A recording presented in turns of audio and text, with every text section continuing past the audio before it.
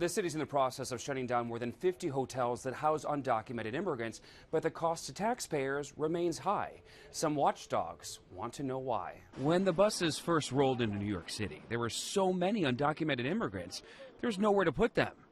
Manuel Castro, the Commissioner of Immigrant Affairs, was there to greet them and figure it out. Certainly it's been a challenge, and this is not just a story of how a city responds to a migrant humanitarian crisis, but also how we meet our obligations with our local laws. Obligations to shelter anyone who asks for it. The city put up tents and rushed to convert more than 150 hotels into shelters. We spent over $7 billion in this response. Billion with a B. Billion with a B. The yearly budget for asylum seekers? Larger than the budget for the entire health department, the sanitation department, even the fire department.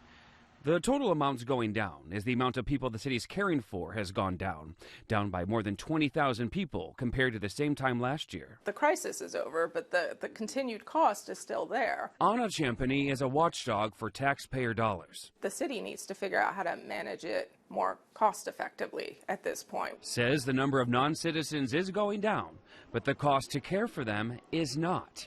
An average of $370 a day.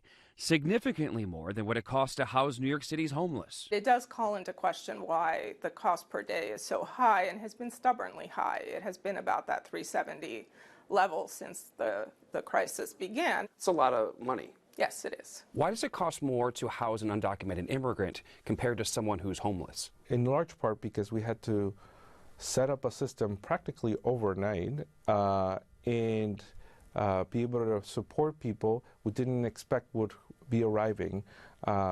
There's a lot that goes into understanding the ebb and flow of people who may need shelter. Most of the multi-million-dollar contracts were issued under emergency rules, meaning they didn't have as much scrutiny or oversight as typical contracts. I think we also need to move out of an emergency state. The commissioner says they are, and believes when we look back at this moment in time, the ends will justify the means. Just like so many millions of Americans can trace their story back to Ellis Island, I know that so many people will trace their story back to now.